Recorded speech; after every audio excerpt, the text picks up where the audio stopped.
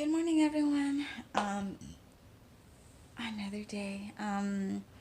So today I just want to quickly share with you guys in this video what you should expect if you are going through a C-section, whether it is a scheduled C-section or an emergency C-section.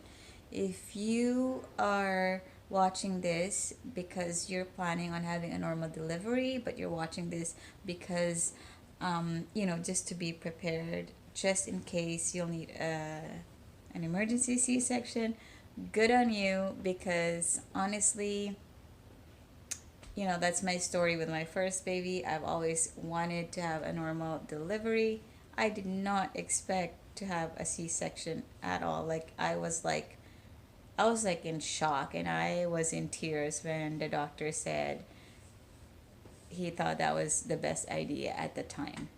I was like, what? Really? Um, so I just want to share this with you guys. Based from my experience, so with my first baby, I had an emergency C-section. With my second one, I also had an emergency C-section. So both of my babies, I had hoped and planned for a normal delivery, but with the second one, I was almost with the second one, I kind of prepared myself just because of my history. So I thought like, okay, I really want to try for a VBAC, which is a vaginal birth after cesarean. I really want to try a VBAC, but I also want to keep an open mind that if it doesn't work, hey, as long as I'm safe and my baby's safe, that's all that matters. So just before I get started, you guys, I just have to put it out there. I am not an expert. I am not in the medical field. This is just plainly my experience, and my experience doesn't necessarily mean it will be the same with your experience. It may be different, it may be worse, it may be better.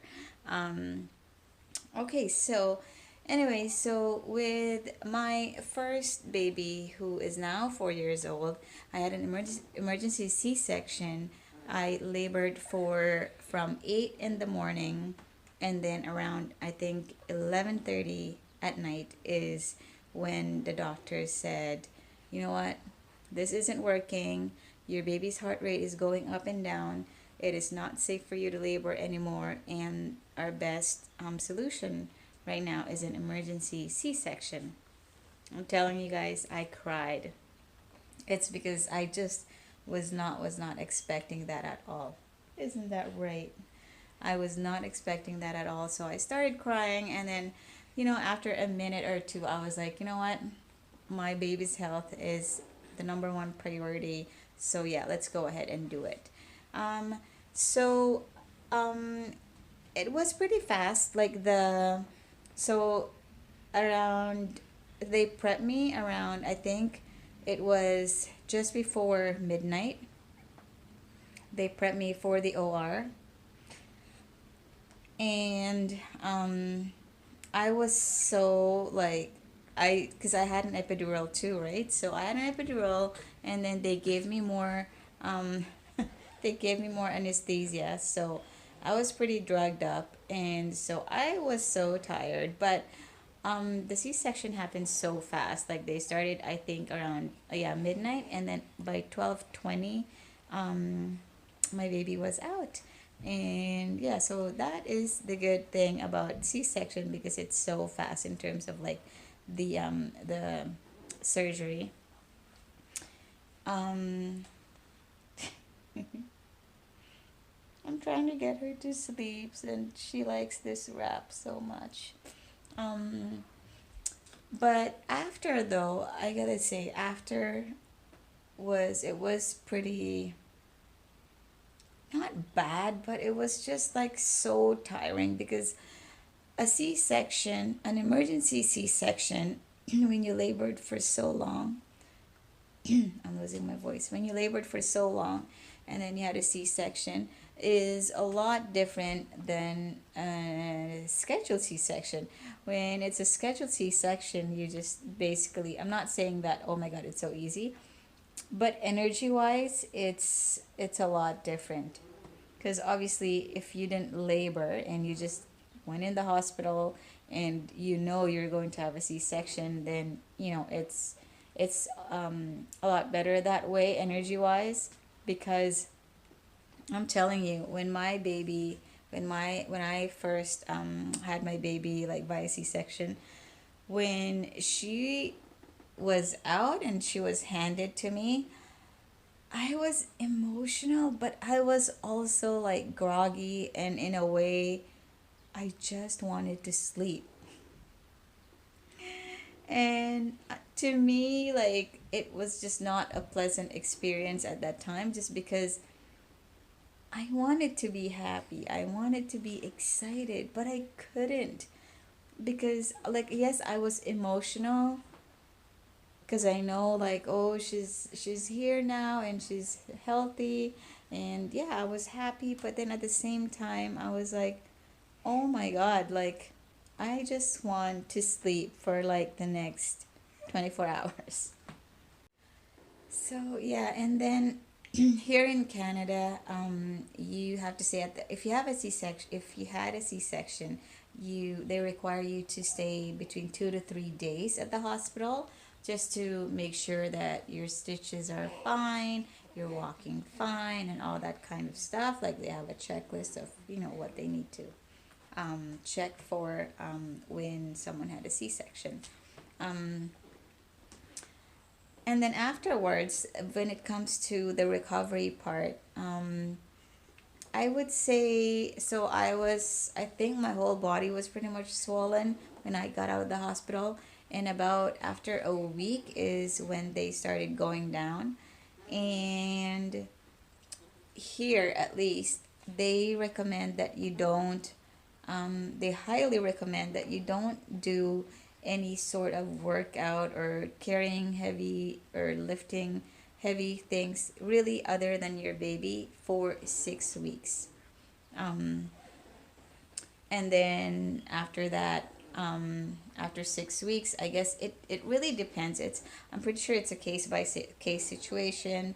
Um, and your doctor and your OB would just tell you if you're good to like work out and do other things. And like, really, mainly it's just listening to your body. In my case, so after 6 weeks, I started a light workout. And I'm not like big on like like super heavy workout. Like, I'm more into like running, nothing crazy, like between 5K to 10K, usually 5K, um 3 to 4 times a week. Like, I'm happy with that. And I started doing that, and honestly, like, with that one, I could feel my stitches when I was running. So I just had to, I don't mean to scare you guys. Again, it's different for everybody, because right now with my second one, like, my stitches, I started running the other day and I couldn't feel my stitches. And so, like, yeah, I'm pretty happy about that. um, but when it comes to recovery, for the first definitely for the first 3 weeks, um, it probably was the worst part of it, in terms of, like, because obviously, like, the stitches where your stitches are, the area is going to be swollen, and you got to be careful with walking. You have to, when you cough or when you sneeze, I suggest you hold the stitch where your stitches are, because it's almost like you could feel it, but obviously, like, it's not going to come off or anything. But that's just how it feels like. Also, while you're at the hospital, obviously, while you're at the hospital and before you leave, the doctor or the nurse will give you like a stronger Tylenol, and also a morphine if you're in really crazy pain. Um, Again, this is like, I'm not sure there where you are, but here in Canada, that's how it is. Like, when I gave birth in Calgary, and also here in Ontario, in Ottawa. They gave me Tylenol, and then they gave me a little bit of morphine for those days that the pain is just unbearable. Now, not I don't want to scare you guys. It's not like unbearable as in like, oh my god, like this is the worst thing ever. I can't do anything. No, it's not like that. It's just more like because when you have that surgery, when you have the stitches, when you walk, it's very tender. So, I highly suggest that you take that Tylenol. I had a little bit of morphine, but for the most part, the Tylenol 3 worked for me. Not like, and it's not like completely like, oh my God, like I can't even feel anything. It's not that, but it's just enough to, make you like be able to actually walk and do whatever you need to do. And I would say I was on pain relievers. I was on Tylenol for about a good at the hospital, and then when we came home for another week. So yeah, and I am someone who doesn't like to take Tylenols and all that, like when I am, when I have a headache and all that. But in this case, it's different. So I suggest you just take that painkillers, because especially if you want to keep moving, taking care of a newborn, it's not easy when you just went through a major surgery. Another thing to watch out for, you want to always check the incision area just to watch out for infection. They do that at the hospital, but there's still a tendency that the incision area could get infected once you get home. So that's something to look out for. But and obviously, if you notice anything, you'd want to call the nurse or your doctor and be seen. In my case, so far so good with my second one. With the first one, I had no issues, no infection or anything like that. And also another thing to expect is bleeding. So once you leave the hospital or once you've given birth, you're going to bleed. I bled for about 4 to 5 weeks with like using like heavy pads. After about 4 weeks, by the end of like the fifth week, like it was pretty much gone. And what else? Another thing that you would feel once once you're done your C-section, and I guess even if like vaginal birth, you will feel cramping in your uterus area, because obviously your uterus have stretched so much during pregnancy. So when you feel that cramping, that's because your uterus is actually shrinking back to its original state, or like the state where it was before you got pregnant, or at least before your belly stretched out. So I was definitely feeling a lot of that, a lot of cramping, but I was, I was liking it because I'm like, yeah, like I need my uterus to go back to its normal state or to its original state. And also, I also felt it strongly when I was still breastfeeding. I am now exclusively pumping, but when I was breastfeeding, I felt it a lot for the first couple weeks for sure. And what else? And yeah, I did take regular walks, because although the incision part was a bit tender, and you are advised, or I was advised, not to do any workout or driving, no sex, nothing like that for 6 weeks. I would at least do a lot of walking. Even when you're at home, like it doesn't have to be outside. Like in my case, I was walking more at home because it was still March and it was still pretty cold here where we live. So I would just, move around a lot at home, which is unavoidable because, you just had a baby, right? So yeah, we gotta get moving, but also being careful. Um, Another thing is that I had my mom here when I gave birth. That is super, super important, you guys. If you are someone who's, you think you could do it all, like, like us moms, we tend to feel that way, like we don't need help, but like honestly, accept all the help you can get, because especially with a C-section, it's, you're not as mobile compared to someone who's given a vaginal birth or went through normal delivery.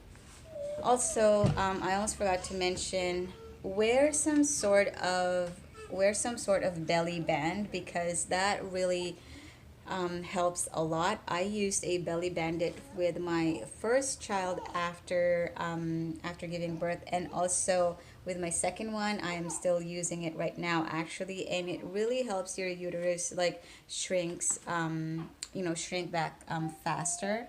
Um, I mentioned I use the belly bandit, but honestly, there's so many brands out there that's a lot cheaper. The thing with the belly bandit, I think they're overpriced, and I wouldn't have purchased that brand if I had known about other brands like before, because I purchased mine back in 2015 when I with my first pregnancy. That's when I purchased it, and that was the first brand that I've seen online anyway. But now you go through Amazon and you would see a lot of brands out there, and just do your own research and read the reviews. Expect that when you first get home from the hospital, expect that going to the washroom number two will be uncomfortable. So that was something I was dreading, but like, eventually it will get better for sure.